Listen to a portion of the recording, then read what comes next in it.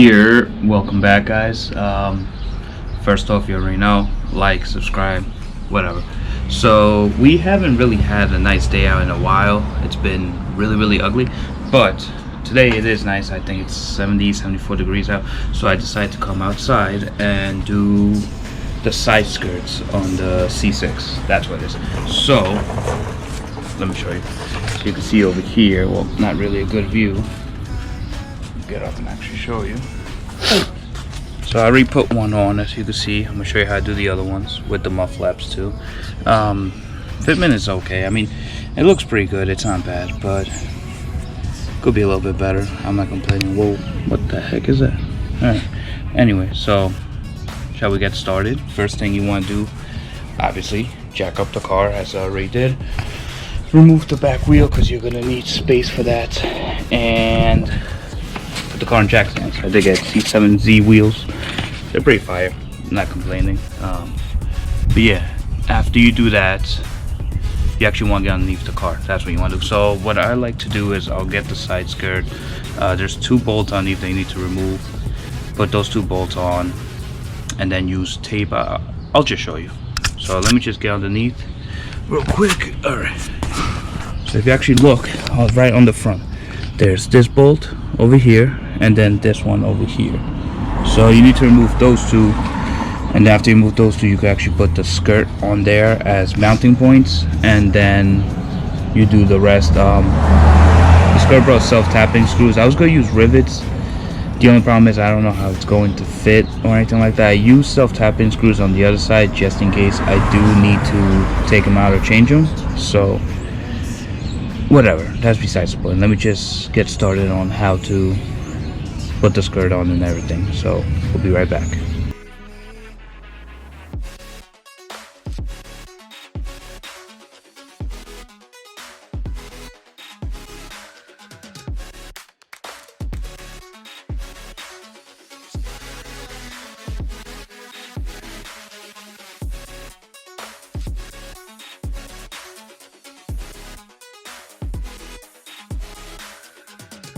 As you can see, we got the side skirt on. We put the two bolts. There needs to be another screw going in over here. That will be towards the end.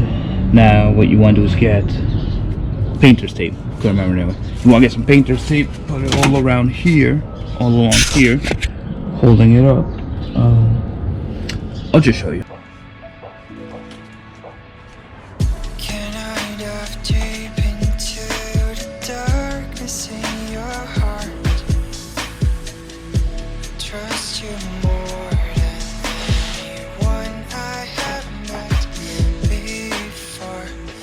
Don't care who you are or who you want to be.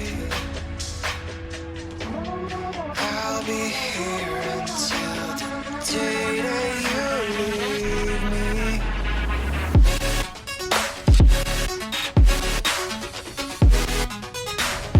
So as you can see, fitment's not too bad. I mean, you do have to play with it a little bit, but you are going to perfect it once you get underneath. Oops. Once you get underneath, you're going to see there's little holes for the screws to go on, the self-tapping screws. I recommend you take your time with this, so measure twice, send them in once. Don't just send it, because then it's going to look like caca. This needs to be changed a little bit. Whatever. So yeah, just make sure you take your time with it, you do it correctly. And it should come along pretty nicely. So I'm going to go right ahead and put the holes in. This is a pretty simple install. There's really not much to it. I just haven't made anything in a while, and I figured this is something that's kind of cool. It makes the car look nice, you know, carbon. So let's just see what we do.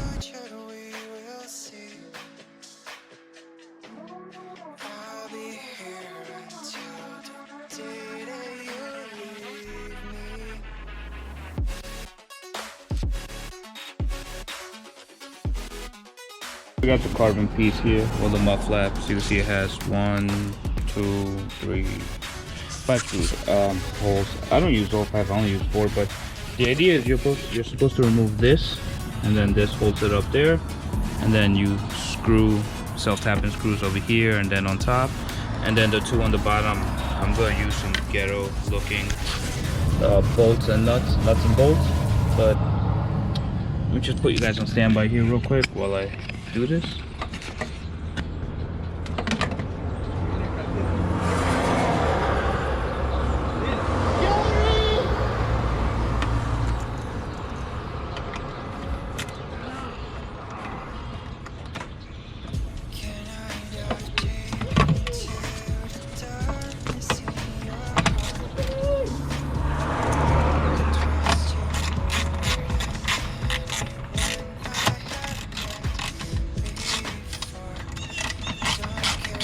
Alright, so I finally got this mud flap on. I was having a little bit of difficulties. I don't know why, for some reason the screw wasn't long enough. So I got a bigger screw from the lip. I had leftover screws. Put it in there and fit. Self-tapped on this one. The fitment is okay. As you can see, there's a little bit of gap here. Nothing crazy, but what annoys me is this. First of all, the finish is trash, but also, like, it's bent over here. It's not really, you see like the indentation over there, the little bubble looking area. And I don't know why this skirt came out looking like crap, because the driver's side looks really good. It's also like the actual molding came out like ass. So I'm gonna try and contact them, see if I can get something else, or a new one, whatever. But I mean, I'm pretty happy with the way it came out. So now it's time to put the wheels back on, see how it looks finished. So we'll do that, and then, you know, we'll go from there. Here's the finished product. As you can see, it's not bad, it's not good. I mean, this definitely looks a lot better than before. Before it was like completely, like the side skirt that's supposed to sit like this was basically like this. It looked like some kind of weird Rice style Supra JDM winglet type of thing. I don't know, but now we have it done. I gotta say, it does look pretty good. I mean, it's not bad. I think the whole car looks good all together, but I don't know. I guess we'll show you the driver's side. So here's the driver's side. As you can see how like it lines up perfectly here, goes all the way through, and then even back here, you see it's like perfect. There's no little bubble indentation or anything like that, and even the fitment over here is even better. So yeah, I mean, I don't know, I'm happy with the way it looks. I'm complaining, but I'm not complaining at the same time. But you know, I haven't put out a video in a while, so I decided to do this. I have a couple other things. I have a harness bar to install with the fire extinguisher mount thingy. I'll do that later. But you know, if you like what you've seen, like, comment, subscribe. I will greatly appreciate it. Let's get this done. Later, guys.